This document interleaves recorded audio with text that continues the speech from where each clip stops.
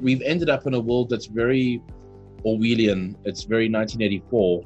But the difference between, I think, what 1980, the world in 1984 portrayed, and the world that we live in, is instead of the government going and putting cameras in everyone's homes and on the streets and all that, we've put the cameras and the microphones in our home, and we just call them Alexa. Today I talked to Riccardo Spagni on the Speaking of Crypto podcast. I'm your host, Shannon Grinnell. Want to learn more and be inspired by crypto's frontrunners who are out on the leading edge of this technology? Well, you're in the right place. Welcome to Speaking of Crypto with your host, Shannon Grinnell. I talked with Riccardo Spagni, also known as FluffyPony, about concerns about Monero's privacy model and why financial privacy is something healthy rather than something that should be looked at as deceitful or nefarious. Monero really does have a bad rap. People look at it as a cryptocurrency that's there in order to hide illegal activities. But FluffyPony, or Riccardo, has some great examples of where we believe privacy is important in everyday life. And we don't challenge those assumptions as to whether somebody's hiding something or not. He has a great way of explaining why privacy is important and how we do value it in our society. Riccardo's been in the crypto space since the early days, and so I also wanted to hear his take on where he sees crypto adoption going. And he talked to me about Bitcoin's network effect and its strong 10-year history that no other cryptocurrency can match, and how he sees it as maybe a global reserve currency in years to come. So here's my conversation with Riccardo Spagni. But before we get started, Speaking of Crypto has a new Earn Crypto page. And one of the things that I'm most excited about when it comes to Bitcoin and crypto is the ability for anyone to earn money online doing things that we do now for free. So we feature some of these on our Earn Crypto page. Just go to speakingofcrypto.com/earncrypto to start earning crypto right now. You didn't make it out to New York. No, I had an emergency that kept me this side, so I had to attend via robot. Right. That's fun. How did the conference go? It went very well. It was very well received, and we had tons of positive feedback, so we'll do it again next year. Oh, it's fantastic. It looked like so much fun. Yeah, it was. Riccardo, so we'll get started. And I thought I'd ask you if you can just explain how Monero came about. Sure. So Monero was launched in 2014, early 2014, by a guy called Thankful for Today. We don't know his real name. And it's not a fork of Bitcoin. It's a completely fresh code base, and it had all these interesting features, all of these interesting privacy enhancing features, particularly. And after quite early on, after a few weeks, Thankful for Today wanted to do some stuff that the community just didn't agree with, and despite the community not agreeing with it, he decided to push ahead and to just do it anyway. And the community obviously felt, this burgeoning young community felt that would not be in Monero's best interests. And that's not really the way open source projects work. You don't have it. Absolutely. They're very collaborative. Absolutely. So myself and 6 others forked the code base, and both Thankful for Today's code base and our code base lived in parallel for some time until eventually his would no longer sync up with the network. So, right. Ours sort of continue to improve and add features and so on. Yeah, fantastic. Now, I heard that you had said the word Monero had come from Esperanto. And I looked up Esperanto. I remember hearing about it, but I looked it up on Wikipedia, and what they say there is it's an international second language to foster peace and international understanding. I thought it's pretty high ideals. Yeah.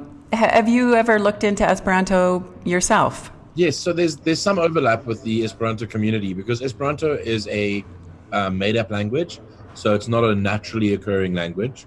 And the whole idea was to design a language that's easy to learn and easy to use.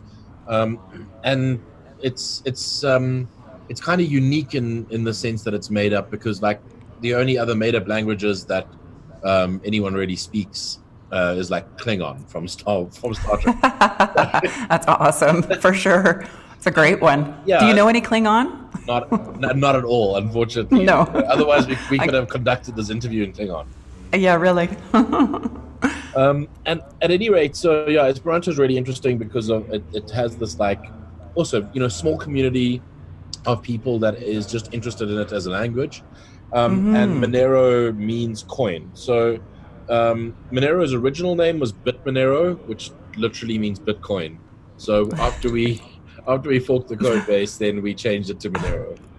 Probably better to have a different name so Yeah. it's not confusing.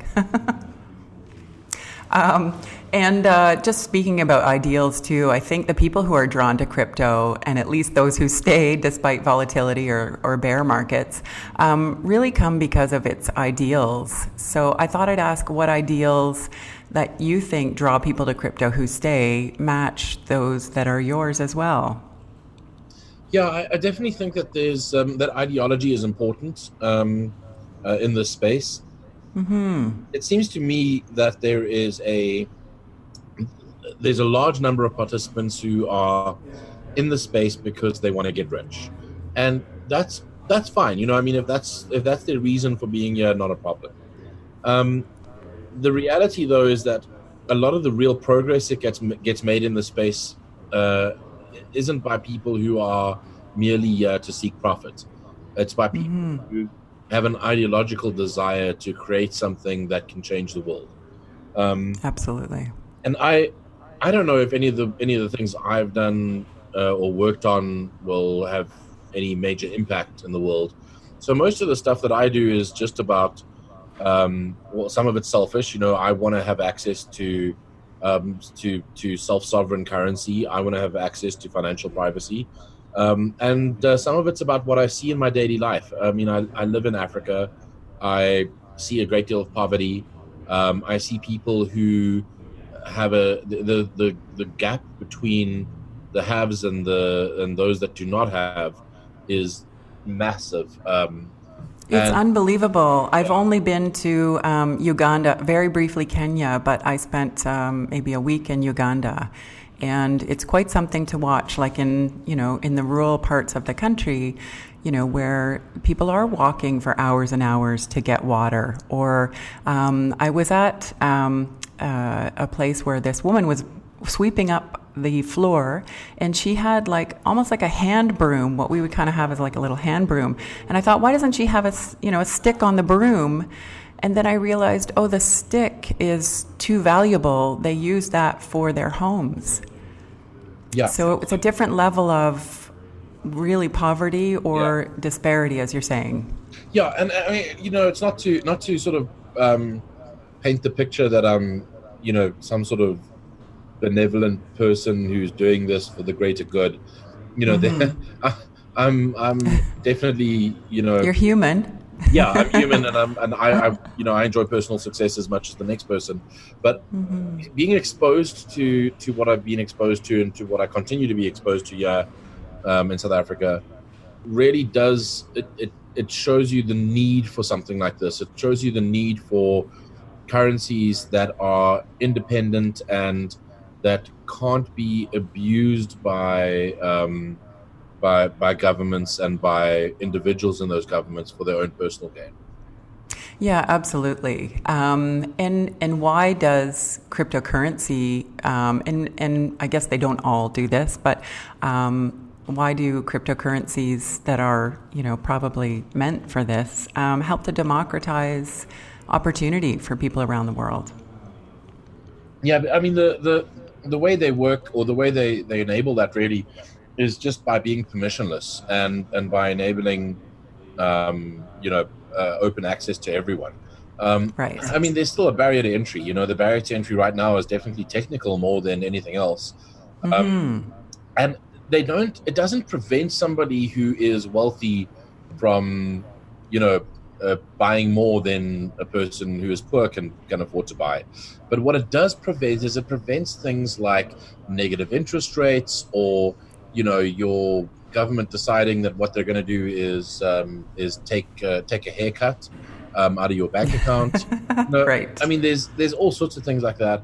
And then especially when you start digging into the privacy side, it prevents things like, the cashier being able to figure out how much money you've got. So targeted crime is a big thing, and Fantastic. these are all things that that really shouldn't occur. And freezing someone's funds, that's the other thing that bugs me. I remember Yeah. I remember running with our e-commerce business. I remember when we first started accepting PayPal, and we'd get the occasional PayPal payment, and then we had a Black Friday special, and because we had a bunch of PayPal payments on that weekend, PayPal froze our account, and they were like, Wow. "Why are you getting so much money into your PayPal account?" It's like it's Unbelievable. Black Friday, and we have. Oh, that's unbelievable. The worst time for you to have that freeze. And it took us like 2 months to resolve before we got access to those funds. And in the meantime, people want their stuff, and Right. and you got to manufacture and ship and do all this stuff, and buy new stock and pay your employees, and these funds are just locked up, and you can't do anything. And it's like it's not just infuriating, but I mean it can destroy a business. And Yeah, these are the unbelievable. things- Everything would have to shut down just because of some person's choice. Yeah, absolutely. Incredible. Well, I thought I'd get into then the ideal around privacy. Why is privacy important, especially for financial transactions? So, a lot of people, when they think of privacy, their mind goes to, privacy must be for people who are drug dealers, or they're trying to, evade paying or avoid paying tax. The reality is that privacy is for everyone, and we're actually so used to privacy in our daily lives that maybe we forget about it, or maybe we ignore the fact that we have privacy. I mean, when you go to a public restroom, you close the door, and you don't go like, that's a privacy enhancement.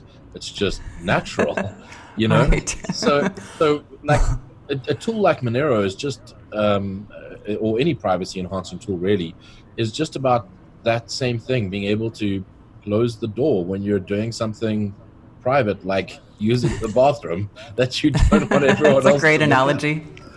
Yeah, and it's there's specific things that I'll mention that I think are important, especially when it comes to financial privacy. And I've mentioned one already, which is that targeted crime is a big deal. People get targeted by criminals because they're wearing a Rolex on their wrist. They get targeted by criminals because of the car that they're driving, and things like having a lot of cash on you is definitely something that people get targeted for. So something, or tourists as well. Like just being in New York, we were approached quite a bit by people who are wanting you to take sightseeing tours or whatever. But usually, people who are local can spot a tourist pretty quickly. Yeah, 100%. And the thing is, if you can rationalize it like this as well. I mean, if you're a bank teller and times are tough and you've got bills to pay, and someone's going to come in and withdraw $100,000 because they've had to prearrange it with the bank, like if someone's willing to pay for that information, you might be convinced to let them know who the person is and when they're withdrawing that cash. And so this it creates a very dangerous world for anyone who lives especially in places like South America, where there is companies in South America who have branches in South America, especially in the more dangerous parts of South America. They have to be very careful about how they pay the employees at those branches. They can't spend a large amount of money to pay for like the next 6 months, and then it just sits there in a bank account. Because criminals will find out that there is a large amount of money in that bank account, and they'll kidnap employees to gain access to that. So and in South Africa has its own problems with stuff like that as well. We live in a world where being able to hide how much wealth you have is important, and it's not just important for the wealthy. A lot of people that get targeted are targeted by their next door neighbors, and they are sort of low income or middle income people. Yeah, I can imagine, because we always talk about keeping up with the Joneses, Yeah. and there is that constant comparison when you have someone living beside you or in your neighborhood. Yeah, absolutely. And I mean, like, and again, it's if you think about the fact that wealthy people typically, like properly wealthy people, high net worth individuals, they typically have reasonable degrees of security. Whether it is actual security staff, or whether it is a relationship with the bank, or just street savvy, being street savvy from having built their wealth. Yeah, or a safe deposit box. Yeah, they can afford to pay that yeah. monthly amount, or They can afford that. They can afford to take due care with their wealth. People who are at a lower income bracket, they can't afford that. So that's when you end up with people stuffing, cash under the mattress as a way of saving. And if someone can figure out that you're doing that, then they'll break into your house and steal that. yeah. So the financial privacy aspects of something like financially privacy enhancing aspects of something like Monero are critical for people who want to be able to protect and defend their money. And I'll never forget speaking to someone, a Monero user, a while back, and he said that the problem that they had in their household was one of the family members became heavily addicted to crystal meth, and because of that, they couldn't leave cash around. Basically, anything that wasn't glued to the table would be stolen and sold. Right. And they were trying to help him come right and kick his habit, but it was extremely difficult. And in the meantime, you've got this danger of like, I can't even carry cash because it's going to go. Right. I've got to change the pin numbers on my credit cards, because if I use one that he knows, then he'll go and withdraw cash.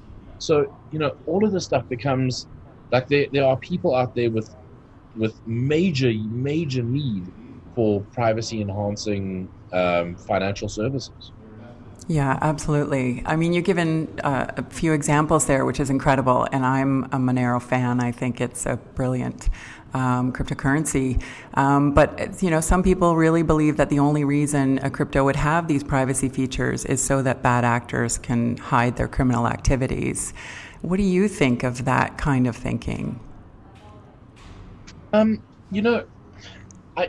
It's kind of frustrating speaking to people that believe that. And my sort of go-to argument with them always is, look, I get the argument that a person might be a criminal, and so you need to have some visibility into their transactions. So I can understand that argument. So I tell you what, why don't you upload 3 months bank statements onto Twitter so that we can make sure you're not a criminal? Ooh, it's a great thing to talk about. Yeah. No one's taken me up on that offer. Right. Yeah, it's a great point. Wow. You just, you made it personal immediately. And you raise a very, very good point, which is, ideologically, transparency sounds fantastic. But in a practical sense, is that what we really want to that degree? Very interesting.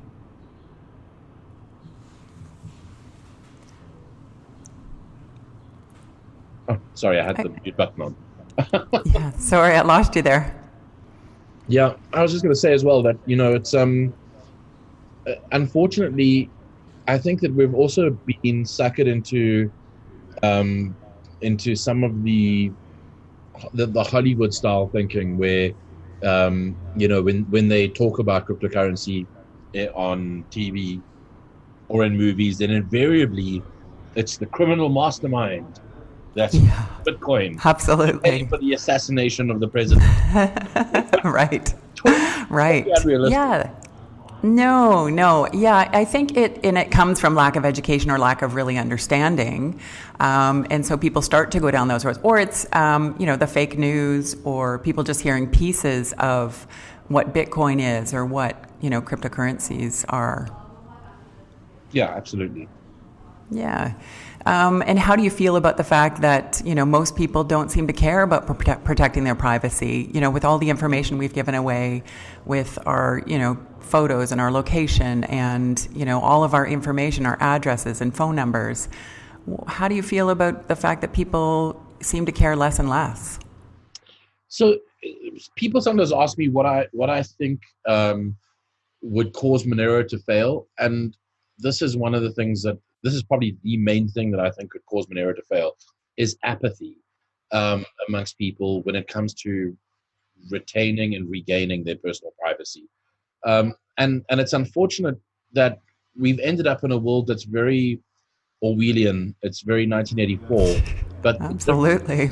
The difference between, I think, what 1980 the world in 1984 portrayed and the world that we live in is, instead of the government going and putting cameras in everyone's homes and on the streets and all that, we've put the cameras and the microphones in our home, and we just call them Alexa. And and we're doing it willingly or paying money for it.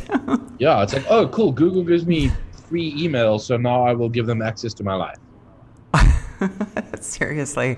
Yeah, no, it seems bonkers, but people think that there's a trade, does there have to be that trade-off? And I think people think, well, I guess there does have to be a trade-off. I'm giving away everything, and so since it's already out there, I might as well not care. Yeah, and they end up doing themselves a disservice. I think that probably what I'm hopeful for is, I'm quite hopeful for the approach that Apple has started taking, where they're talking about privacy on Apple devices as being a key feature.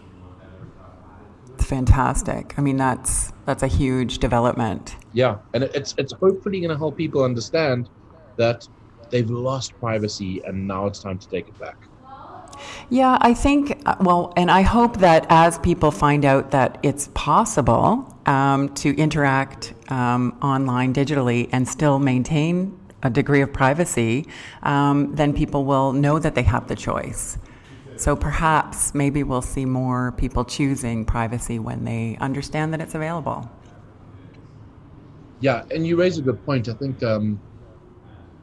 people often don't realize that they can do this. They think that the only way to have an email address is to give Google all your information. Right.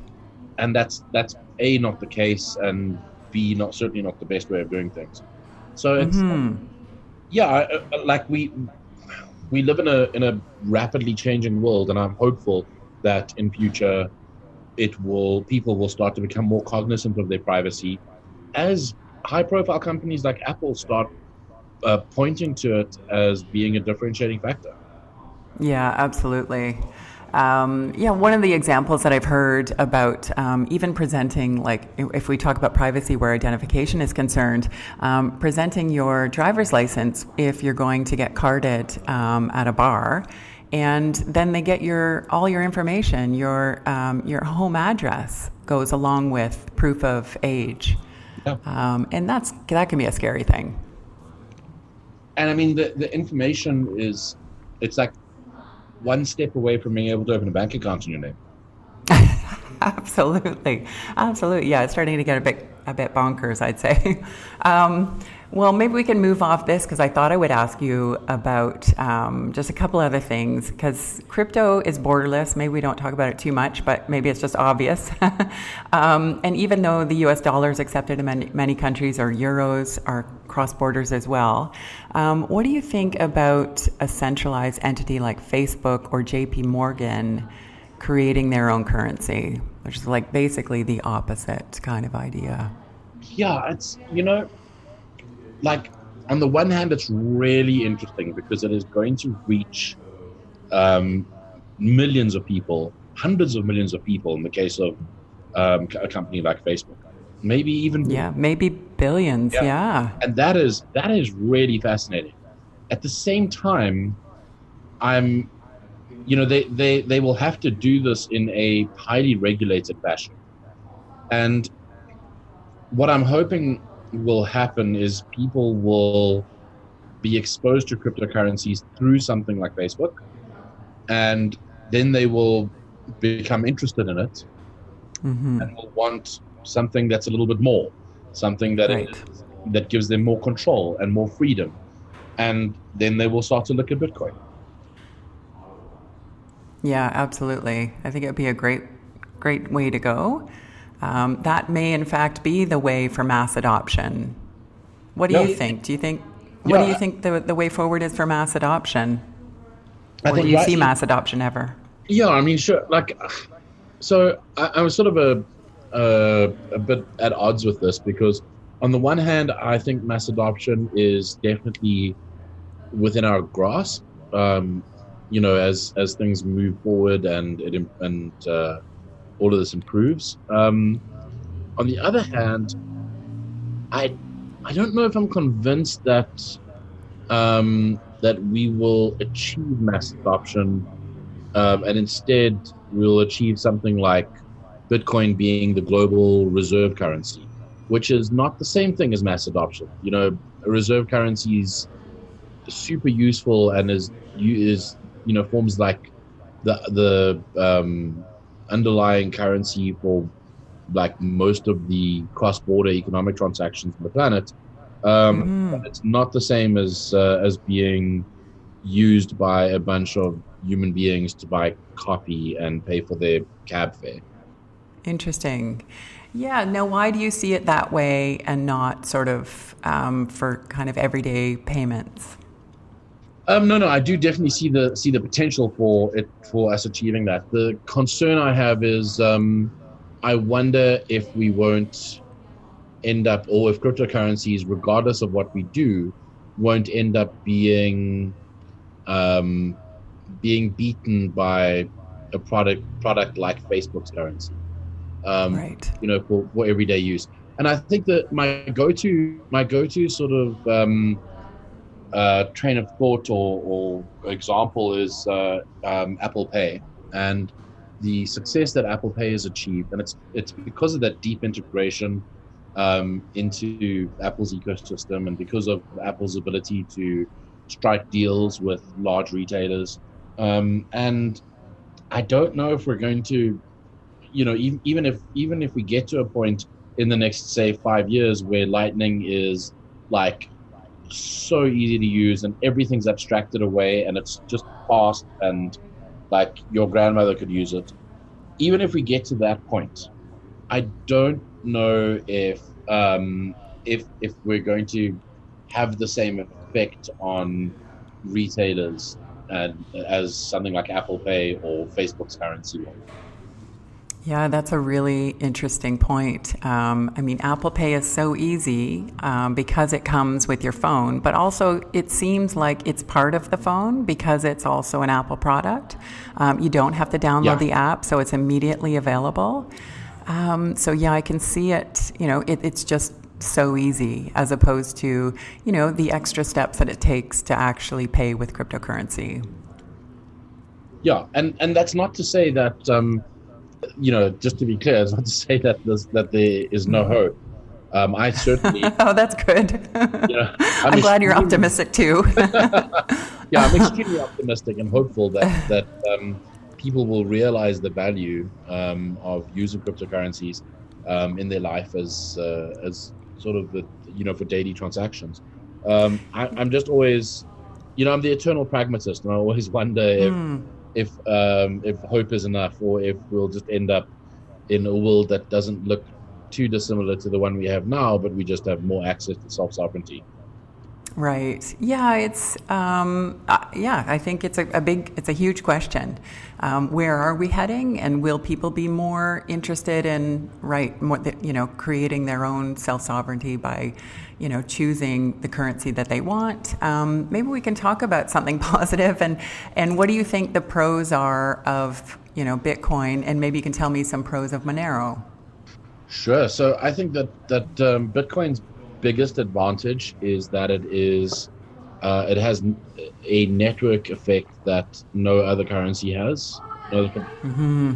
That's huge. It also has it's got 10 years of history, and in those 10 years it's survived, and it has had its cryptography and incentives and economics all tested and proven to be robust. So that is like, you can't beat that without also being around for 10 years, and it's right. It's yeah. it's a little bit. It's almost like it's a little bit too late for anyone to try and beat that, because they'd have like anyone who trusts Bitcoin right now trusts it because of its 10-year history, and anyone who trusts something new will not have the 10-year history that they can rely on. So that thing will have to exist for 10 years, and by that stage, Bitcoin will have existed for 20. So right. So there really will be no competition, at least at some level. I think there's a Bitcoin's achieved a level of dominance that I do not believe will be beaten. Interesting. And I think that doesn't mean that Bitcoin will be the only thing. I definitely think that there will be other things that will survive. But I used an analogy the other day on Twitter, that of the gas that we put on our cars. Most of the vehicles on the road run on petrol or diesel, and yet there are some cars on the road that are electric, and there are some cars that run on like LP gas. So it's not to say that like petrol or diesel is the only way to power a car. It's just the dominant one. Right. It's obviously that's the status quo for now. Yeah, absolutely. But it's with Bitcoin, I believe that dominance will continue indefinitely, and that if Bitcoin fails, which is kind of the only way that it could be, something else could succeed. I believe that if Bitcoin fails, nothing else can succeed because it would pull everything else down with it. It seems that way. Just to play devil's advocate, there are some people in crypto who believe that Ethereum could surpass Bitcoin as a leading crypto one day because it has this giant community of developers and projects being built on the network.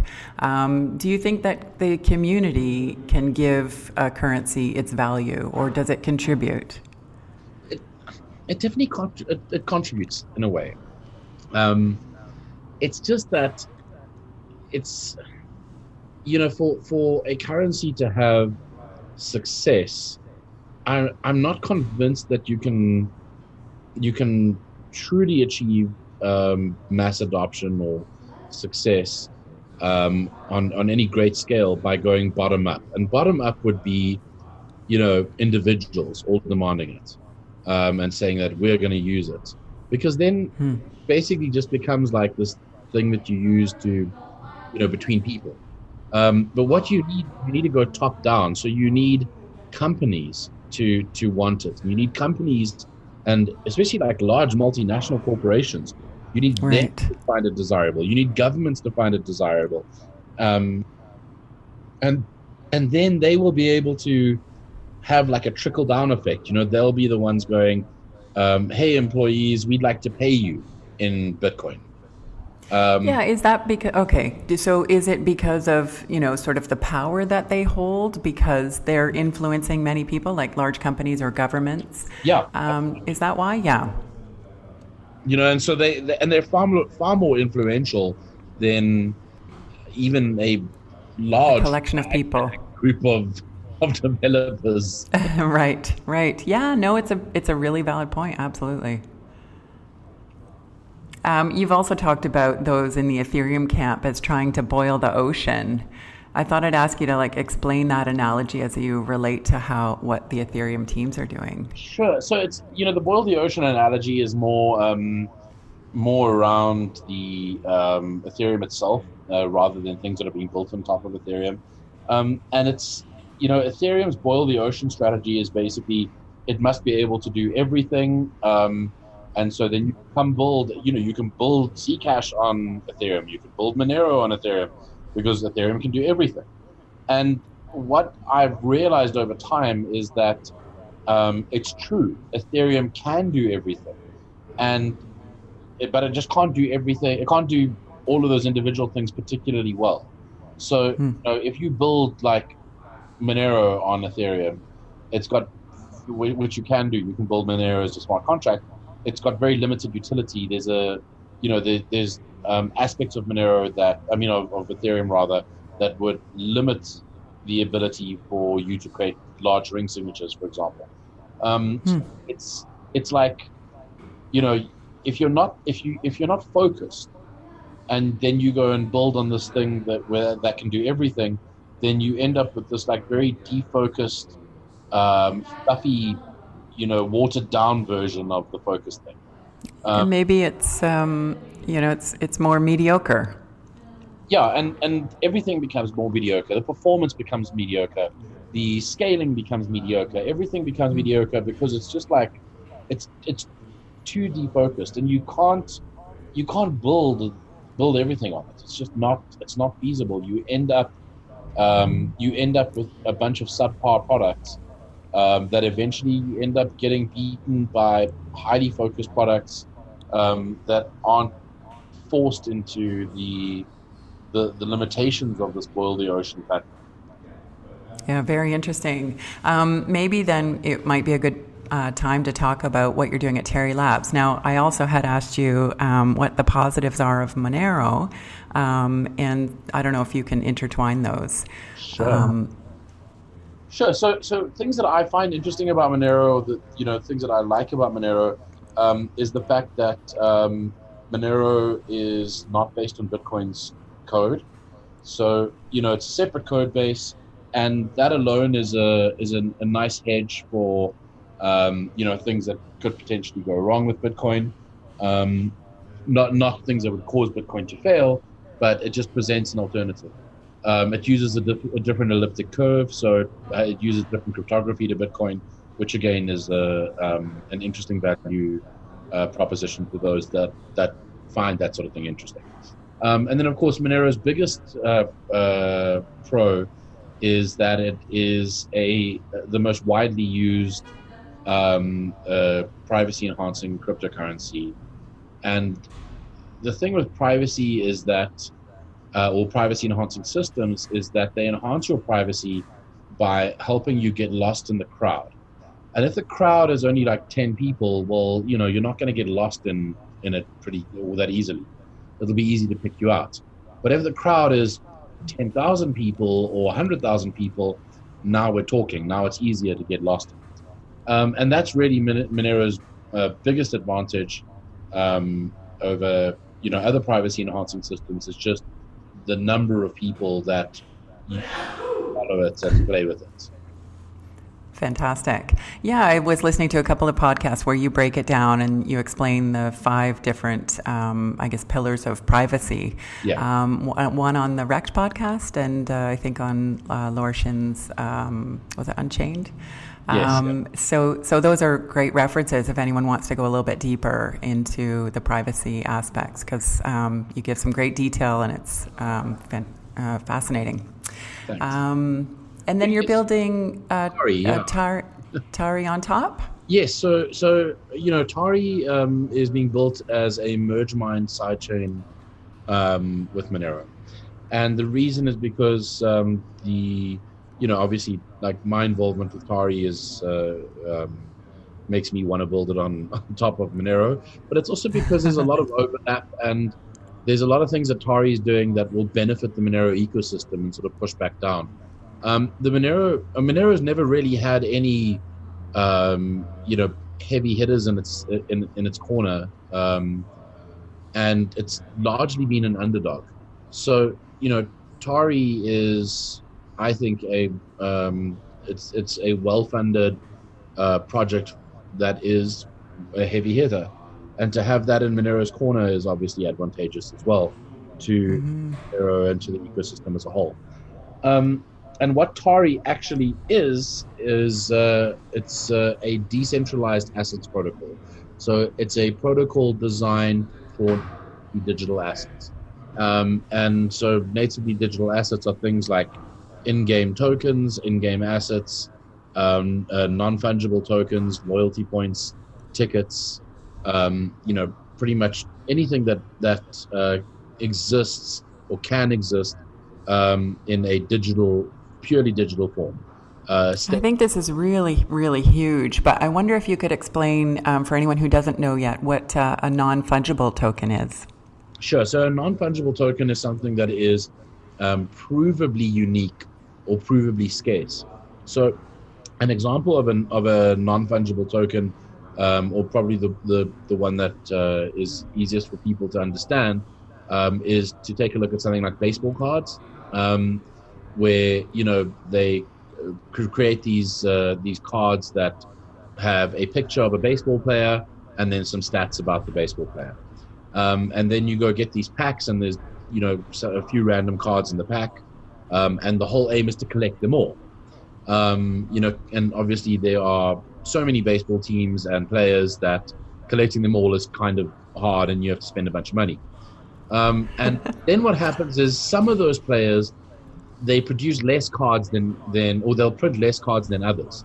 And so some of those cards become really rare just because there's so few of them. Then people start going like, well, for me to have all of them in this series, I've got to go onto eBay and like find someone who's willing to sell me one of these rarer ones.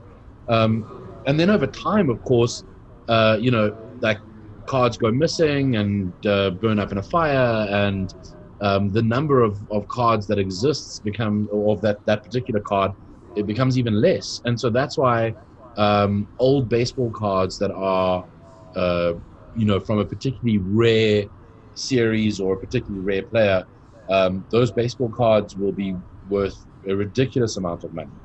Yeah, amazing. So that's a physical, like non-fungible thing, because one baseball card is not the same as the other. Right. It's totally unique, and even though there might be multiple of that particular one, the number in existence is typically well known, and because the manufacturer will disclose that, so we know how. Not to produce like a couple that they keep in their back pocket that they'll sell on eBay. Yes. I just lost you there for a sec. Just your last sort of couple sentences. Sure. So I was saying that the number of baseball cards that's produced is normally pretty well known because the manufacturer will disclose it, and we trust that the manufacturer is not going to go and print a few extra and keep them in their back pocket to sell on eBay. When the time is right. Yeah, absolutely. So that's the physical thing. Now, a non-fungible token is similar, but it's digital, and we're able to prove that a thing is scarce because there are only 5 of them in existence, and there are no more that can be created. So that's the cap. There it is. It's done, and due to the rarity, the thing might gain value. Right. And that's really one of the principles behind Bitcoin, with the scarcity that's built in using blockchain technology so that there will only be 21 million Bitcoins. Yeah. Right. And then so you're looking at many different types of non-fungible tokens. And how do you see this working practically? So, there are a bunch of companies and individuals building things that have expressed interest in building on Tari. We're building some stuff ourselves as well as Tari Labs, practically I expect that issuers will be so abstracted away from the underlying protocol that they won't really care that it's they'll care about the features that they're getting by using Tari, but they won't care about all the fiddly bits underneath, and that's really they'll just care that they have this awesome digital baseball card or whatever it is, and the fact that there's a decentralized exchange that exists that they can go and sell their baseball card or loyalty points or tickets or whatever. Yeah, it's incredible. Do you have in your mind what you think the best use case is, or the killer app maybe for Tari? Yeah, I mean, there's a lot of things that I think are going to be really useful, and that can and will be built on Tari. I think that ticketing is a really interesting one to me, because ticketing is quite a demanding type of digital asset. Tickets are typically temporal in nature. They are also quite bursty in terms of their performance needs. So when if there's a popular concert and ticket sales open for that concert, then you have tens of thousands of people trying to buy at the same time. Right. So that's an interesting test for the scalability of the system. And then, of course, the other thing that happens is sometimes tickets are not temporal.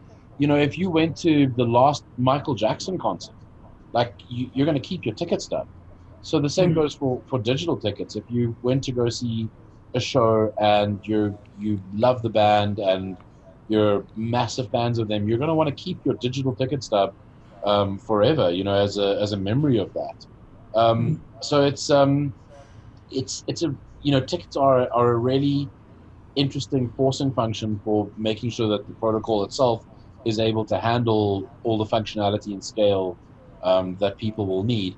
And I think that once people start to use the ticketing systems or ticketing system that we're building for Tari, that we're building on top of Tari rather, that people will start to see value in it. So as an example, right now, if you want to go and buy a ticket secondhand and you want to go do it on Craigslist, that's super dodgy, and you're probably going to end up buying a fake ticket. But with a ticket that's issued on Tari, you'll be able to buy that ticket on Craigslist. The person will be able to send the ticket to you, and you'll be able to validate it before releasing the funds. That's incredible. And that's really interesting. Sorry. Total game changer that you can verify its authenticity.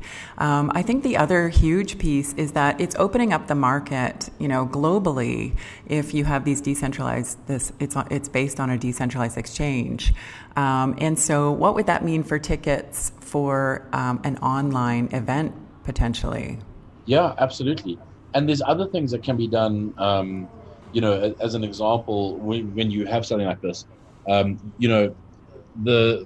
used the example of like in-game assets and in-game tokens. So if you're a gamer and you play a game and you spend many hours and sometimes even thousands of dollars of your own money. Oh my gosh! Yeah, absolutely. Get all this in-game stuff, and then you play this game, and after 2 years, you're bored and you want to play something else. Then literally all of that money that you've spent and all the time you've spent is wasted. Because now you go and play a different game and you have to start from scratch. And your stuff that you accumulated just sits in that other game. Right. Doing nothing. It makes no sense when there is a value to someone else who Absolutely. is still playing the game. And not only that, but think about this. It's not necessarily something that you need to sell to someone. You could loan it to them. You could say, I'm willing to rent you this sword of whatever. Oh my gosh, that's amazing. Or a small amount of money, and you can rent it for as many days as you need. Wow. Because I'm not playing that game right now, Yeah, absolutely. Or you think you may in the future. Yeah. Wow, that's incredible. I never thought about the renting capacity. That's huge. Whatever happened with Monero's implementation with Fortnite? Because I think that was a thing or going to be a thing for a while. Yeah, so Monero was added as a purchase option on Fortnite store, and there were a lot of people that said a lot of things. There were media and journalists that said that Monero had partnered with Fortnite and all sorts of things, and the amount of and attention that that Epic Games got from that, I think they got a huge fright because they did not expect that reaction. It was just it was, okay, cool guys, so we're going to accept PayPal and credit cards and Apple Pay and Monero. Okay, that sounds good. And then next minute there's, journalists phoning them and people threatening them with murder and fraud on Twitter. And it went ballistic. People started threatening to file suspicious activity reports because Epic were used to whatever, for tax evasion or money laundering or something. So, oh my goodness, people are crazy. I know. People are crazy. The general public's bonkers. Yeah, so I think they got a very big fight, and they said, let's take that off, and we can revisit this at a later stage when everyone's calmed down. Right. Okay. Right. Okay, well, I think that's huge. You know, the in-game video games are so popular, so I think that's an incredible, direction that Tari's headed. What do you think? Why do you think we need Bitcoin, or Monero, or Tari? Why do we need these things in the world? I think we've become so accustomed to letting other people control our life and our money, and control what happens with it. And I think that's got to stop. We've done this weird thing where we used to be fully in control, in the days where the only way to make payments was cash. And then as these electronic payments started to become more popular and more widely adopted, then suddenly we were like, okay, well, this is really convenient that I can just swipe a credit card, or, in the old days, not even swipe a credit card, but they had those machines that would take like the imprint of the card. That's right. With the carbon copy. Yes, yeah.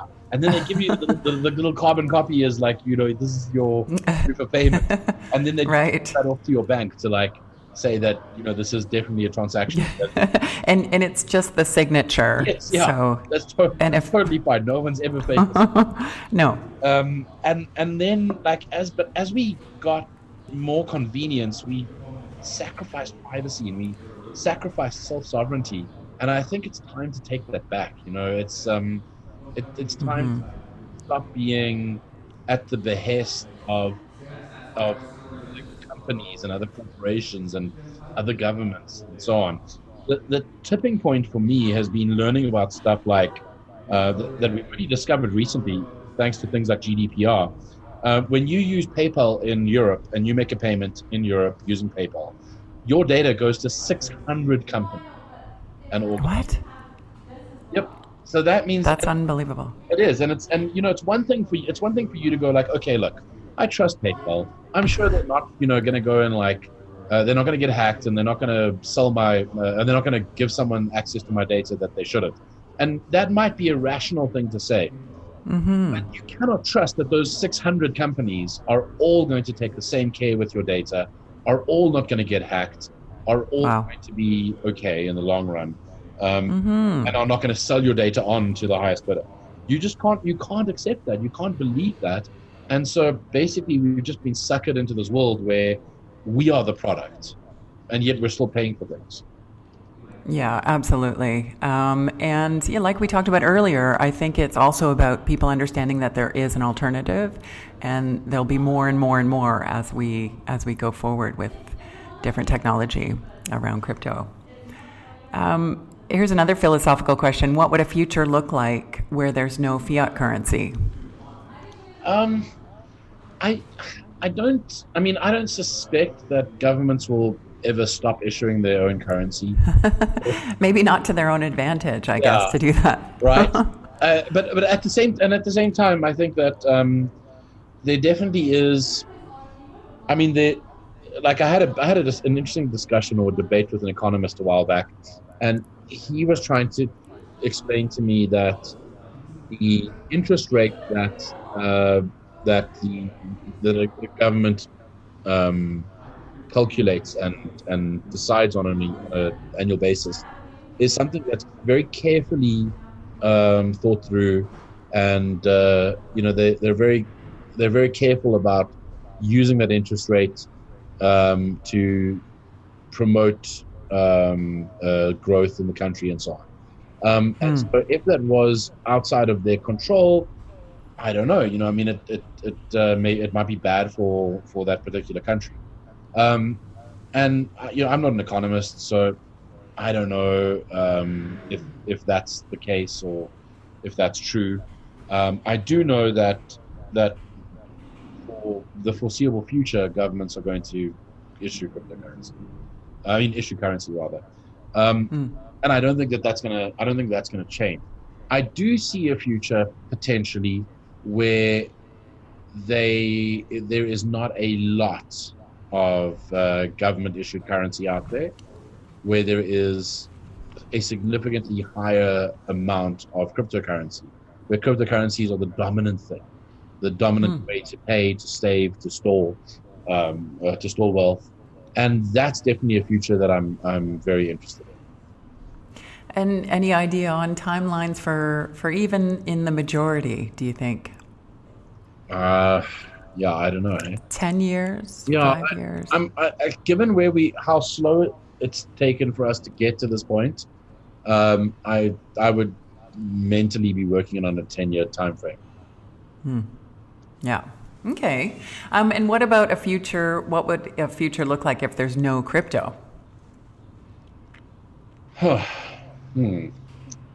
I'm sure it's impossible. Yeah, I hope it's impossible. I hope it's impossible too. I think that it's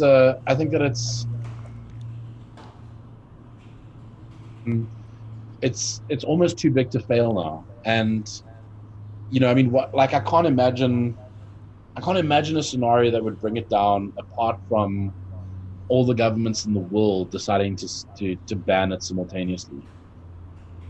Yeah, it's a good point. There's been bans around the world, but not everywhere at the same time. Yeah, absolutely. Bitcoin really has changed the world. How has Bitcoin changed your life? I've learned things that I would never have learned before, about economics and even stuff about game theory and cryptography that I had a passing interest in, but like Bitcoin's made me really want to learn more about it, and I have gone and learned more about it. So yeah, you've learned a lot. Yeah, I've learned more than I ever expected I would, and more than most. So yeah, and also just I think it's refined a lot of my ideals. Like I've always been a big believer in privacy, but stuff like self-sovereignty didn't really occur to me, in at least not in those concrete or finite terms. So having this movement of people going, I want to be in control of total control of my money. I want to be the person responsible for if it goes missing or whatever. And I think that it's empowering, isn't it? It's hugely empowering, and seeing that as, because you see, the thing is, like, I'm so used to controlling private keys for other things. I need to be in control of my private keys for messaging or for access to my servers or whatever. And so that to me made total sense. But to now suddenly realize I could have the same thing for my money was immensely elevating and empowering. Yeah, incredible. Do you have a few more minutes? I have some fun questions for you. And so this is a love and hate thing. So I thought I'd ask you what you love about the crypto space and something that you hate about the crypto space. So I think the thing that I love about the crypto space is the number of like-minded people who are able to speak their mind and do things without really caring about the consequences. It reminds me a lot of growing up in the 80s and having a father who was involved in IT.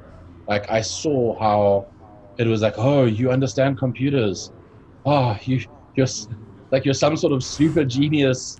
Yeah, a superhero. Yeah, please can you come fix our computers at our company? Absolutely. And whatever you demand, we will pay it. And that sort of, like very early on, where there were so relatively few people who knew what they were doing. And it's the same, I mean, there's this like one of the things that always stuck in my mind was, I remember visiting my dad at his office, and it was, I think this must have been like the early 90s, and this guy came in for an interview to be a programmer, and he was reasonably well experienced. I can't even remember the language they were probably COBOL or something. And I remember him sitting in the CEO's office, and he's meeting with like the CEO and like these two other high-powered guys at the company, and he's sitting there with his feet on their desk. And I remember like looking back in the chair, and I just remember looking at that and thinking to myself, that's when you know that they need you more than you need them. He's basically a rock star. Yeah, absolutely. It's amazing. It's so cool. It's so interesting to see that happen all over again, where I'm in a space that's filled with like, veritable rock stars who are able to command any salary and able to do really cool things. And I look at people like Peter Todd and Andrew Polstra and Adam Back and Greg Maxwell and a lot of people who've just really, Peter Willey, who've just really advanced the industry in so many ways. And they're rock stars. They're absolute rock stars. You are as well, I think. Oh, thank you. From my perspective. But that's the thing I love about this space. And the thing that I hate about this space is how criticism is almost always rejected as trolling and fun. And I think that there can be bad criticism that you almost be dismissive of, and that's fine. But I think to dismiss all criticism as trolling or as fun, it just weakens things, and it makes the space look silly. We should be able to criticize each other, and we should be able to take the hit and say, look, I accept that that's your point of view, or yes, you're correct about that. Yes, this is a failure, and this is something that we should improve. And that's one of the things that I am grateful for, is that the Monero community is pretty pragmatic. And so we have this thing on Reddit on Sundays, where every Sunday someone goes and creates a thread on Reddit, and it's called Skepticism Sundays. And in that thread, they talk about all the things that are wrong with Monero, all that are broken with Monero. I love it. And it's so refreshing, because it's not a bunch of people sitting around the campfire going, oh, Monero is the best. Nothing's wrong with it. So great. Yeah. Well, especially when you're in, at some point a position of power, and we're talking about rock stars. So rock stars are surrounded by yes men all over the place, or yes people who are just like, of course, of course, of course. Why did Britney Spears shave her head? Probably somebody said that was okay. Probably not the right thing. Why didn't someone say maybe not such a good idea? So I love the idea that, criticism can be really valuable. There's, if it's done in a constructive way, if it's done especially by someone who cares about your project or you and what you're doing. Yeah, absolutely. I'm wondering if you can tell me about what you love about society or what you hate about society. Okay, what I love about society is I think that a lot of people are basically good, and I think that they generally want the world to be a better place. I think that they're crippled by imperfection, and they're crippled by our terrible inability to govern ourselves. We make really bad leaders in general. And just the human race? Yeah, human race. I mean, like I see it time and time again. It doesn't matter what system of government we try. It doesn't matter how noble a leader appears to be. Invariably, there's, that just never works out the way that everyone would hope. And is it because power changes people? Yes, absolutely. Power changes people like money changes people. It's you can be the humblest person, the meekest person, with the best intentions. If you get treated like a god for long enough, you'll believe that you're a god. Right. It's that rock star syndrome. Same kind of thing. Absolutely. And then the thing that I really, I mean, that's just a general observation. The thing I really dislike about society is that there are so many people who still think it's acceptable to use animals. Sorry, I missed that. Some people think it's acceptable to abuse animals. And I'm not a vegan. I'm not a vegetarian, but I think that even animals that are being kept for meat and be treated with care. And it saddens me that that's not the case around the world. Yeah, that's definitely hard to see. I've been vegan. I am vegetarian now, and yeah, I have a dog who's like the coolest guy on the planet. He's just. I think we should all learn from our pets, or from other animals. Like, our dog is so happy. Like, I can look at him and he wags his tail. He's like, "Oh, there's mommy looking at me. Yay, this is." They're just, what a great way to go around the world. Just, excited and happy to be here. Yeah, we've got 5 dogs, and it's that's awesome. That's great. Is there anything else you wanted to share, Riccardo? No, I think the last thing I wanted to say was, thanks very much for having me. And if people want to find me online, they can find me on Twitter at FluffyPony. And if they want to learn more about what we're building with Monero, they can catch that on getmonero.org. And Tari is on tari.com, Tari. Amazing. Thank you so much for your time today. Cool, and thank you very much for having me. Thanks so much for listening to this episode of Speaking of Crypto with Shannon. If you enjoyed today's episode, please leave a review and subscribe. And for more great content and to stay up to date, visit speakingofcrypto.com and Facebook and Twitter at Speaking Crypto. We'll catch you next time.